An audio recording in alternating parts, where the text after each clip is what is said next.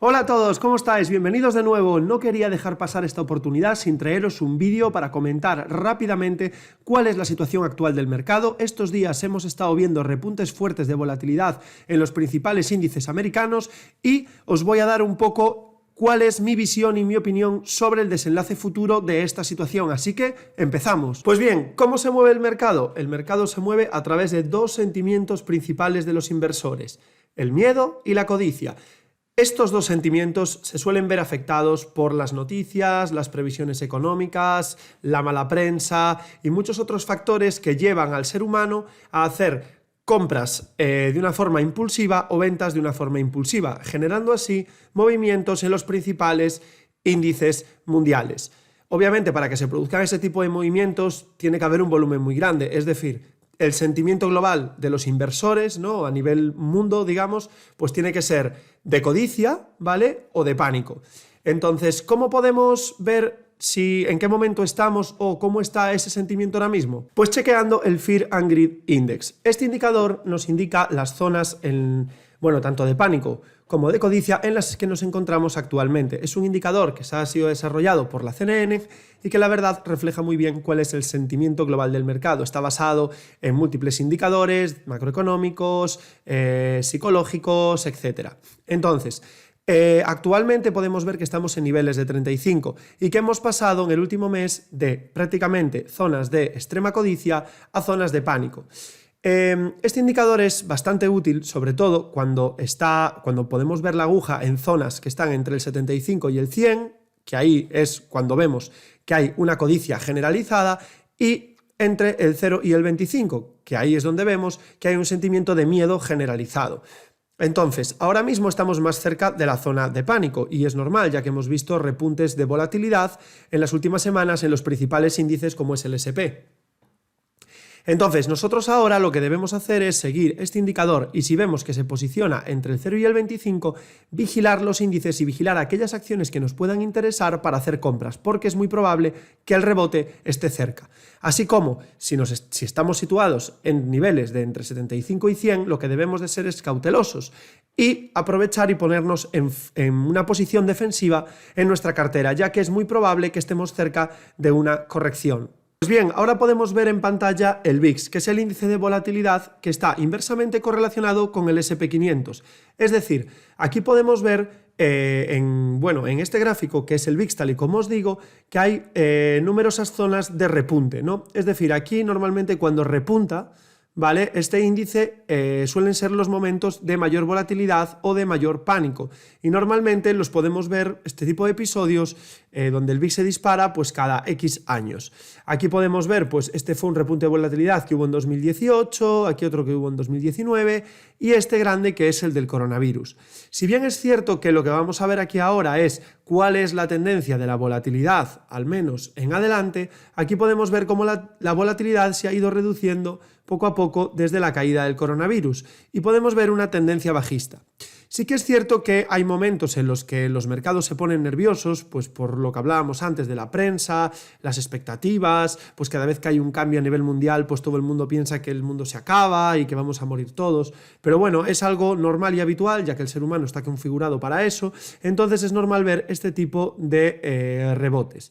Nosotros ahora estamos en esta zona de aquí, ¿vale? Y este ha sido el rebote que ha habido el viernes pasado. Si bien es cierto que rompe un poco aquí la tendencia bajista, pero que tampoco, digamos, que lo hace de una forma muy clara, lo que podemos ver es cómo el VIX pues ha rebotado fuertemente, que justo coincide pues con una caída en el índice S&P que podría prolongarse, pero luego vemos que ya no es capaz de romper estas resistencias. Entonces, lo más probable es que tras ver una caída un poco más acusada del S&P 500 en el corto plazo y de algunos otros índices a nivel mundial, luego el VIX se estabilice y vuelva a niveles de mínimos.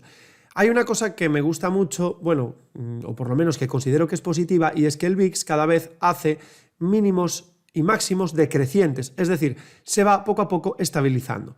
Y lo ideal sería que se volviese a colocar en las zonas pues, de entre 15 y 10.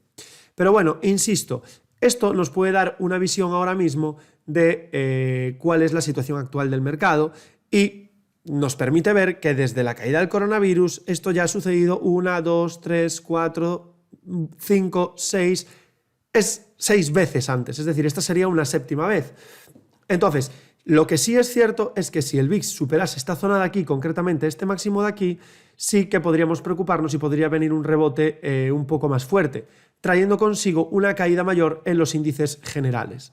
Si bien es cierto que el S&P 500 este año no ha caído el 10% anual de media que suele caer, entonces hay una probabilidad elevada de que haya una caída entre el 10 y el 20%, más bien más cerca del 10%, en el índice S&P para luego continuar con las subidas.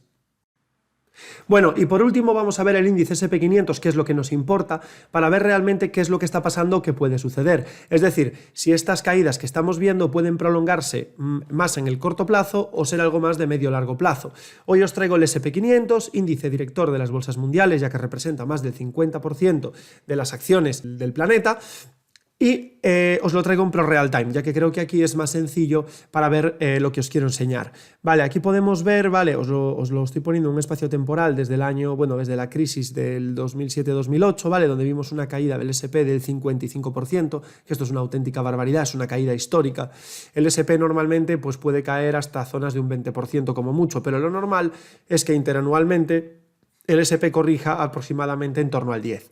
Vale, aquí podemos ver cómo había una caída de menos 55, luego pues 2-3 años después pues hemos visto una caída del 21, vale, esta sí que ya es un poco más acusada, luego otra caída del 10, una del 14, otra del 10, etcétera, hasta que vemos aquí la caída del coronavirus de un menos 35%. Se entiende que el S&P 500 cuando cae más del 20% con claridad, es decir, cuando lo supera más de un 20-25%, podemos entender que Estados Unidos entra en un ciclo bajista y por tanto las economías mundiales pueden resentirse. Entonces, este tipo de caídas, como podemos ver, no ocurren cada año ni cada 2 años, sino pueden ocurrir cada ciclo económico, cada 10 años. Sí que es cierto que puede ser que cada vez los ciclos económicos sean más rápidos y entonces por eso las caídas pues, sean más, igual que las subidas no sean más rápidas ni más abruptas. Yo no creo que en estos momentos, ya que se está haciendo mucha propaganda por ahí de que se va, bueno, de que el mundo pues va a ir fatal ahora con la nueva, ¿cómo se dice? Con la nueva, iba a decir versión, ¿no? Pero es con la nueva cepa del coronavirus, con todo el tema del tapering, la inflación, la subida de tipos. Pero bueno, yo creo que eso realmente, hombre, afecta a las bolsas, yo entiendo que se pueda generar pánico, pero no creo que sea algo que nos pueda traer una corrección del 30% en los índices generales. Aún así, podemos ver aquí cómo, después de la caída del coronavirus, el S&P 500 lleva un rally considerable. Entonces, sí tiene sentido que pueda venir una corrección. Y es lo que vamos a ver ahora. Nos vamos a ir al corto plazo, ¿vale? Entendido por un mes, más o menos, ¿no? Vamos a entender así como el corto plazo, no como el ultra corto plazo. Aquí podemos ver que hay una divergencia bajista que nos indica que hay un agotamiento en la tendencia. Entonces, ¿qué es posible que pueda venir una corrección? Esta divergencia bajista la tenemos en los indicadores tanto RSI como MACD, que para mí pues, son los que más fiabilidad me pueden dar en señales de divergencia y que pueden llevar el índice cerca de la media 200, es decir, traernos una corrección aproximada a un 10%, ¿vale? Más o menos, bueno, más o menos podría traernos, sí, en torno al 10, 7, 8, 10%. Y creo que sería algo incluso saludable, ¿no? Porque después de una subida pues, tan vertical, lo normal es que esa subida se consolide, ya sea con lateralidad o con una corrección. Entonces, lo que vemos a día de hoy, o mi opinión y mi visión sobre la situación actual, ha habido un repunte de volatilidad, también ha habido 6 repuntes de volatilidad desde la última crisis del COVID. Tenemos una divergencia bajista en los índices principales, en el principal índice, que es el S&P 500, y que es probable que traiga una corrección. De hecho, esta divergencia está activada y es probable que podamos tener una corrección en torno al 10%. Yo, en mi caso, si esto sucede, aprovecharé para tomar posiciones y vigilaré para entrar en aquellas empresas o índices que me interese de cara a largo plazo.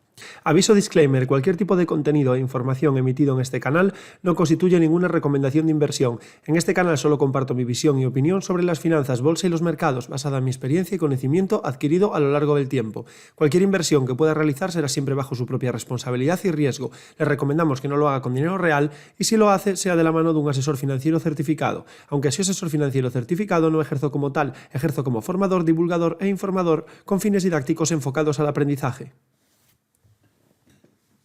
Muchas gracias por ver este vídeo, espero que te haya sido útil y no te olvides por favor de suscribirte a mi canal, darle a like y dejarme un comentario al que responderé muy gustosamente. Puedes seguirme también en Twitter y en Instagram en @mondelong.